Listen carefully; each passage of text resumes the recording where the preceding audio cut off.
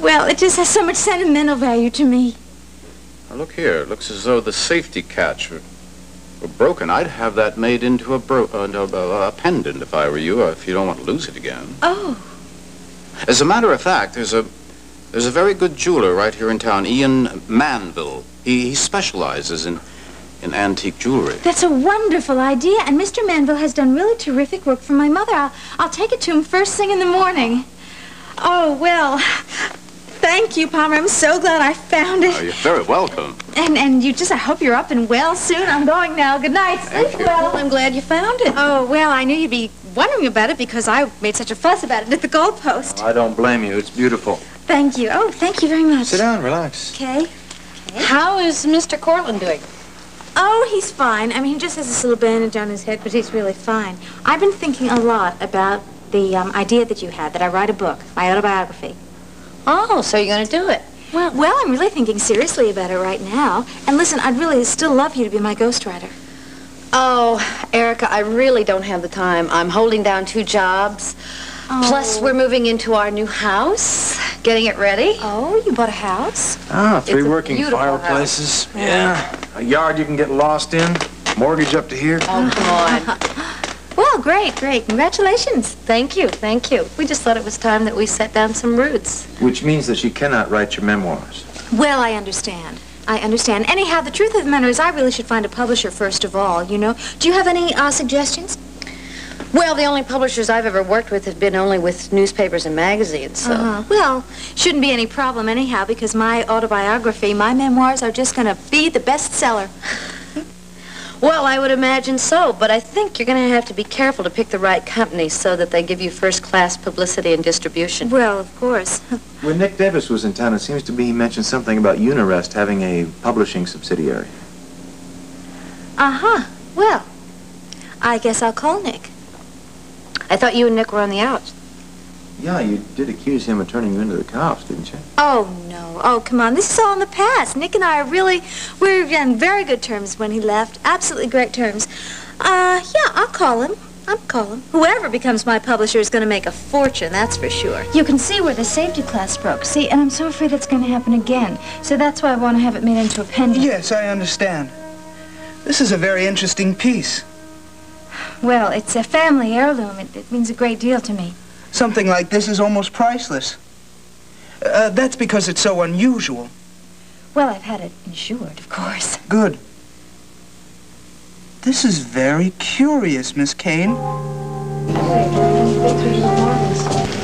thank you. Coffee? Yes, thank you very much. Brooke, I'm glad you were able to join me for lunch today. Well, I'm very glad you asked me, but what is it, Ellen? You know, when you called, you sounded worried about something. Yes, I am. It's Mark. Oh, no, don't tell me you two are having problems again. No, it's nothing like that. It's just that ever since he has started this new job of his, he has been traveling with a fast crowd, shall I say? You mean his friends from the ad agency? Yes. And I have serious doubts about these so-called new friends of his. Kane, would you sign it to Wanda with love, Erica? Sure I will. W.A.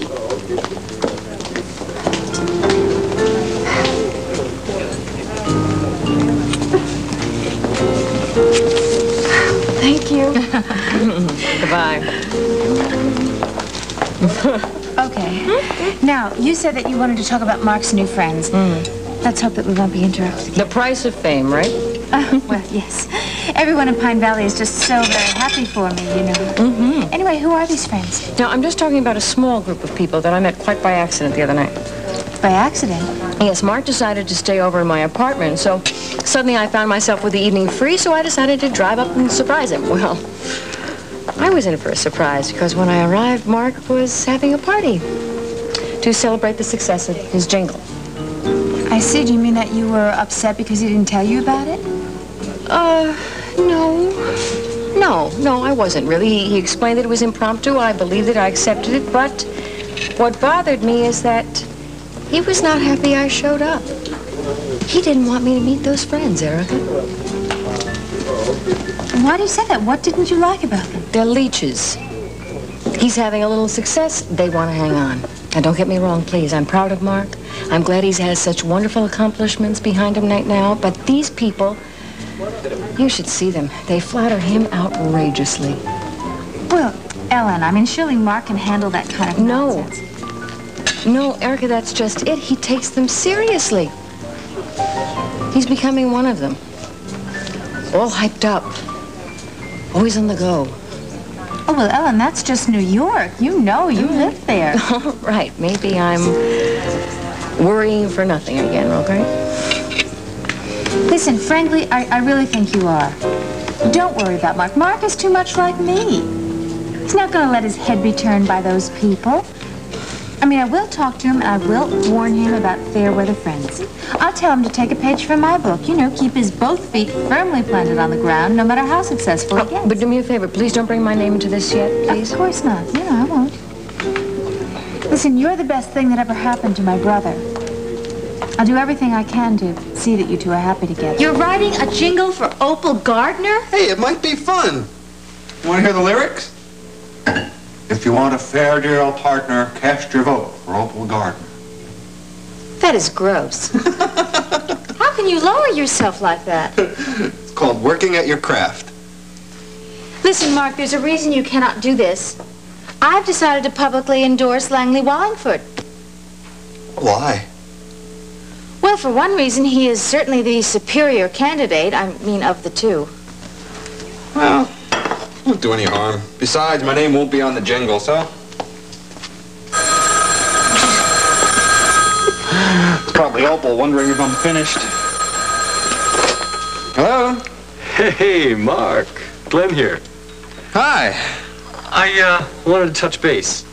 Listen, was everything cool after we left your party the other night? Yeah, everything was just fine. Your wife didn't catch on? No, she didn't. Listen, I hope you didn't mind the way we all took off. No, it was kind of sudden, but... I'll make it up to you. Listen, I scored some super stuff, and I'll let you have it at cost.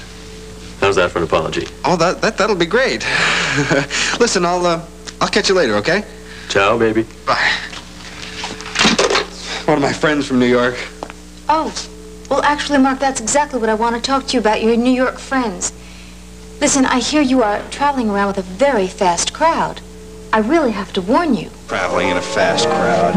Well, I figured out myself after I had lunch with Ellen. She told me she walked in on a party that you were giving and Britt Hemingway was there. Yeah, what about it? Mark, I told you about her. I told you that she turned into this coke freak and how it wrecked her career. Yeah, I forgot. Did you tell that to Ellen? No. I didn't want to worry her. But, Mark, if Britt Hemingway is any example of your newfound friends, I mean, you have to watch out. Erica, stop being a mother hen. Look, just don't get taken in. You're enjoying some success now, so the hangers-on are after you. You know, I'm a pretty good judge of people myself, thank you. Okay, well then just don't get any illusions that these people are your real friends. They'll drink your liquor and they'll eat your food and they will decorate your parties. But when you need them, they won't be there. Look, Erica, nobody's using me, all right? So I made some new friends. They're people I work with. People who have already helped me. You work with Britt Hemingway? Come on, she couldn't get herself arrested. All right, what about Glenn Bates? He's the guy who just called. He wrote the lyrics for the Chill commercial.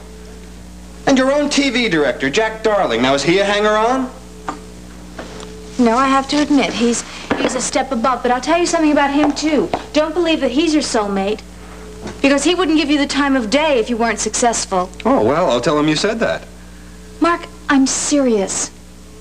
Flattery is a way of life with these people. It's how they pay their way. And it can be very seductive.